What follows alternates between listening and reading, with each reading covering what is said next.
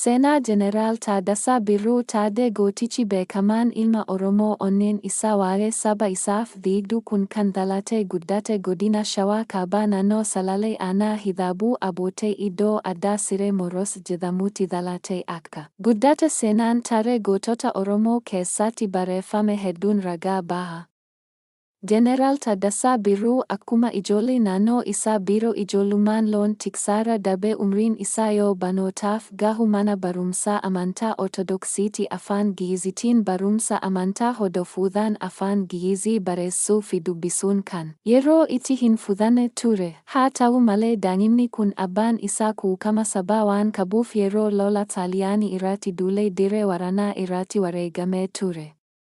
Yeroo kana duuti abbaa isaa baay'ee isa gaddisiise osoo jiruu haati isaas rifaatuu abbaa manaa isheerraan kan ka'e abbaan manaa ishee du'ee guyyaa 88 lubbuun isheellee darbuu danda'eera. Komaanni jireenya walirratti leenca kana qunnamte akka inni barnoota isaa addaan kutuuf itti lallabde. Kana booda dargaggeessi jaalala maatii isaa dhandhamee hin quufne kun karaa abbaa isaa qabachuun Xaaliyaanii irratti duuluuf bosona akka gale diree seenaa gootota Oromoo keessatti barreeffameera. Yeroo kanatti eessumniif obboleessi haadha isaa Baraas Beekaa jedhamu waliin kutachuudhaan loltoota mataa ofii uummatanii biyya isaanii faashistoota irraa buusuuf gara Halayaa Kalangootti kutaan. Xaaliyaanonni meeshaa waraanaa ammayyaa fi loltoota saayinsii quufaan qabate waan hiriirteef falmiin ture kaalmaa warra Xaaliyaaniif dhundhumte. Waraana sa'aa 24 taasifameen Generaal Taaddasaan fa'aa naannoo hoolta Finsii jedhamtee waamamtuutti marfamanii harka laatan. Sana boodaas akka qabamanii hidhamtoota baay'ee waliin gara Moqaadishootti argamanii achitti Generaal Taaddasaa Birruu hidhaan umrii guutuu akka itti murteeffamu taasifamee ture.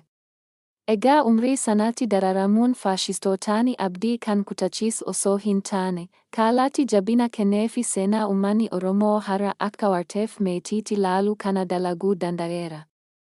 Akkuma Generaal Taaddasaan mana hidhaa faashistootaatti rakkoon hedduun isa dararteen biyyi Somaaliyaa harka Xaaliyaanotaatti baatee kolonii Ingiliziitti kufte.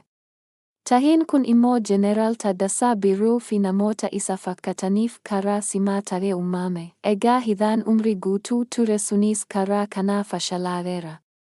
Haaluma kanaan gootichi kun dandeettii simaa qabachuun isaa aga beekamee gara loltoota Ingiliziitti makamuu danda'e. Yeroon kun baay'ee suukanneessa ta'uu isaa dubbistoonni koo akka hin daganne hubachiisuun fedha. Yeroo gurraachummaan akka namatti hin lakkaa'amne fi qoodaan sanyii fi amantii itti darareera.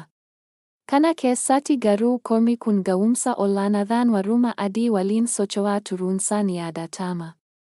Kan namatti tolu, fedhii fi jaalala biyya isaatiif qaburraa kan ka'e loltoota san keessaa gara raayyaa poolisii humna dafee qaqqabaatti jijjiirame biyya isaatti deebi'e. Sanaan boodaas hoogganummaadhaan iddoo hedduu hojjechuu isaa ragaaleen funaanamaan lafa kaa'u. Yaa dubbistoota barruu kanaa. Seenaa qabsoo fi seenaa mana hidhaa. Qabsoo uummata Oromoo yeroo sanii waliin wal qabatee waldaan wal gargaarsa maskaaf tuulamaa akka hangafaatti ilaalamuu isaa eenyuma jalaa waan dhokatu miti. Waldaan kun yeroof maqaa wal gargaarsaatiin ejjennoo haa jalqabu malee, yeroon booda seenaa qabsoo Oromoo irratti xiyyeeffannoo isaa simsachaa deemee ture. Barjeedii Generaal Taaddasaa Birruu fi waldaan kun seenaa yoomuu himamee hin dhumne waliin akka qaban lammiin Oromoo seenaa isaa beeku kamuu dhugummaa isaa himuu ni danda'a. Mee Barjeed ayil Generaal Taaddasaa Birruu akkamitti gara waldaa kanaatti dhufan laata? Waldaan wal gargaarsa maskaaf tuulamaa yeroo sanatti sanyiin Oromoo ta'anii qondaaltota sirna mootummaa Haayile Sillaasee iddoo garaagaraa hojjetaniif gaaffii miseensummaa dhiyeessaniif keessaa Barjeedii Generaal Taaddasaa Birruun nama tokko ture. Jalqabarratti akkuma loltoota Ingilizii keessa jijjiiramee dhufeen sirni mootummichaa dhugumaan uummata Oromoof waan dhaabbate itti fakkaate. Yoon miseensa waldaa kanaa ta'e ilaalchi qooddaa sabaa uumamuu danda'a jechuudhaan shakkee akka dide ni dubbatama. Kanuma gidduutti muummicha ministeera yeroo sanii kan turan Akiliil Hatewald namni jedhamu tokko galgala wayii Birgeed Generaal Taaddasaa Birruu irbaataaf mana isaatti afuree osoo taphachaa jiranii waan tokko akeekkachiisee ture.